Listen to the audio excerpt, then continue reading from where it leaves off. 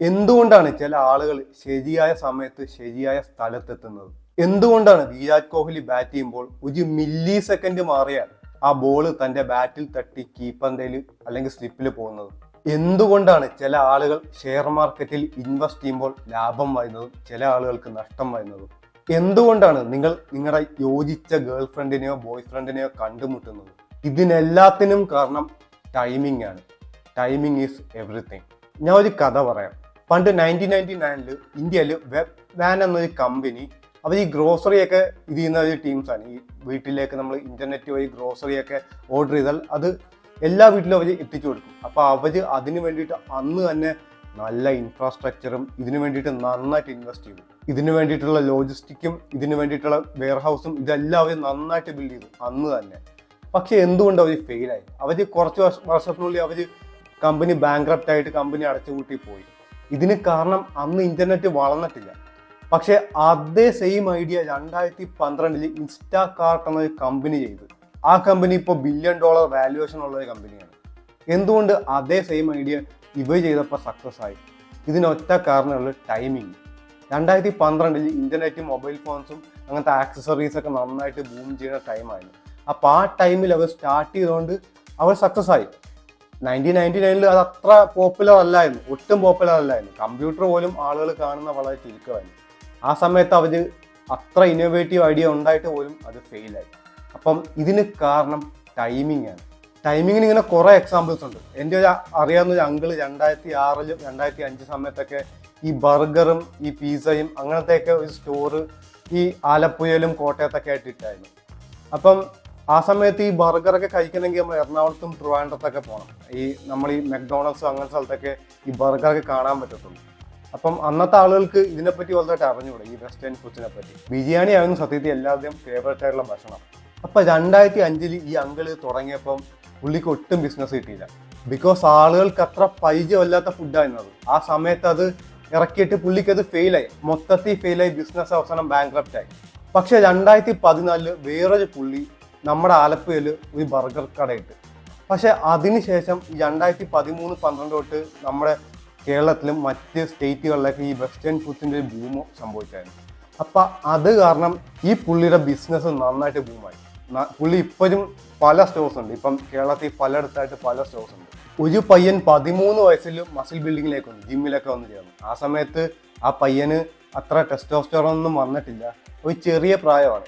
അപ്പോൾ ആ സമയത്ത് ആ പയ്യൻ വർക്കൗട്ട് ചെയ്ത് തുടങ്ങിയപ്പം അധികം റിസൾട്ട് ഒന്നും കണ്ടില്ല. പിന്നെ ഹാർഡായിട്ട് വർക്ക് ചെയ്ത് മസിൽ ഇംബാലൻസ് വന്ന് ഇഞ്ചറി വന്ന് അവസാനം ഭയങ്കര ഫ്രസ്ട്രേറ്റഡ് നിർത്തിയിട്ട് പോയി. വേറൊരു പയ്യൻ പക്ഷെ ഒരു 16-17 വയസ്സിൽ ചെന്ന് ജിമ്മിൽ ചേർന്നു. ആ സമയം വെച്ചാൽ ടെസ്റ്റോസ്റ്ററോണൊക്കെ അത് ബൂസ്റ്റ് ആവുന്ന സമയമാണ്. അപ്പോൾ ആ സമയത്ത് ചെന്ന് ചേർന്നുകൊണ്ട് പെട്ടെന്ന് നമുക്കൊരു ബിഗിനർ ഗെയിൻ ഉണ്ടല്ലോ, അതൊക്കെ പെട്ടെന്ന് കിട്ടി. പെട്ടെന്ന് മസിൽ ബിൽഡിങ് വന്ന് ആ ഒരു ജെനറ്റിക്സിനെ നന്നായിട്ട് സഹായിച്ചത്. അപ്പം ആ ഒരു ടൈമിംഗ് ഡിഫറൻസ് ഉണ്ട്. ഇപ്പം ചില ആളുകൾക്ക് ഈ 13 വയസ്സിൽ തന്നെ നല്ല ടെസ്റ്റോസ്റ്ററോൺ ബൂസ്റ്റൊക്കെ വരും. അപ്പം അങ്ങനെ വരുന്നവർക്ക് ചിലപ്പം 13 വയസ്സ് ജിമ്മിൽ പോയി അവർ സക്സസ്ഫുൾ ആയിരിക്കും. അതാണ് ഈ ടൈമിങ്ങിൻ്റെ ഒരു പ്രത്യേക സത്യത്തിൽ. പിന്നെ നിങ്ങൾ സോഷ്യൽ മീഡിയ ഒക്കെ മെയിനായിട്ട് യൂസ് ചെയ്യുവാണെങ്കിൽ ചില സമയങ്ങളിൽ നിങ്ങൾ പോസ്റ്റ് ചെയ്യുമ്പോൾ പോസ്റ്റിന് ഒട്ടും ലൈക്ക് കിട്ടത്തില്ല, അല്ലെങ്കിൽ ഒട്ടും വ്യൂസ് കിട്ടത്തില്ല. ചില സമയത്ത് പോസ്റ്റ് ചെയ്യുമ്പോൾ നല്ല വ്യൂസും നല്ല ലൈക്സും കിട്ടും. ഇത് നമ്മുടെ കൺട്രോളുള്ളതല്ല സത്യത്തിൽ. നമുക്ക് അറിഞ്ഞുകൂടാ, നമ്മൾ ക്ലൂലെസ് ആണ് ഇതിൻ്റെ കാര്യത്തിൽ. ഇതിൻ്റെ ടൈമിംഗ് എങ്ങനെയാണ്, എങ്ങനെ ഇത് വർക്കാകുന്നത്, എങ്ങനെയാണ് നമുക്ക് ഏറ്റവും കൂടുതൽ വ്യൂസ് കിട്ടുക, നമുക്ക് അറിഞ്ഞുകൂടാ. അപ്പം നമ്മുടെ കൺട്രോളുള്ള ടൈമിംഗ് അല്ല അത്. പക്ഷെ അവിടെയും ടൈമിംഗ് ഉണ്ട്. നമുക്ക് ഈ ടൈമിംഗ് ഞാൻ നേരത്തെ പറഞ്ഞ പോലെ രണ്ടായിട്ട് തന്നെ തരംതിരിക്കാം. നമ്മുടെ കൺട്രോളുള്ള ടൈമിങ്ങും നമ്മുടെ കൺട്രോൾ ഇല്ലാത്ത ടൈമിങ്ങും. ഞാൻ ഇത് ഒരു എക്സാമ്പിളായിട്ട് പറയാം. ഇപ്പം നിങ്ങളുടെ ഗേൾ ഫ്രണ്ടിനെ കണ്ടുമുട്ടി നിൽക്കുക.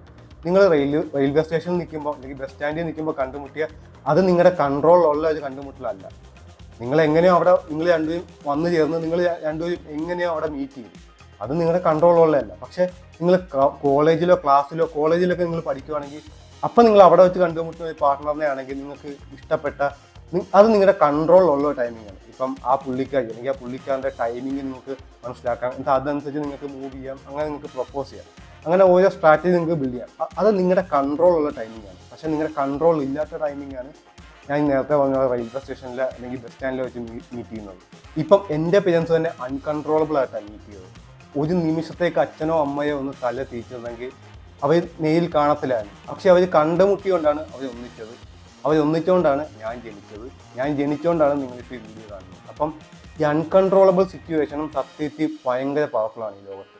ഇപ്പം ഈ കൺട്രോളബിൾ ടൈമിങ്ങും അൺകൺട്രോളബിൾ ടൈമിങ്ങും പകുതിയാണ് സത്യത്തിൽ ഓരോ കാര്യത്തിൽ എടുക്കുന്നത്.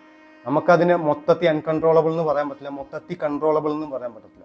നമുക്ക് പക്ഷേ ചെയ്യാൻ പറ്റുന്ന കാര്യം എന്ന് വെച്ചാൽ നമ്മുടെ കൺട്രോളബിൾ ആയിട്ടുള്ള ടൈമിംഗ് ഉണ്ടല്ലോ, അത് നമ്മൾ അടിപൊളിയാക്കുക.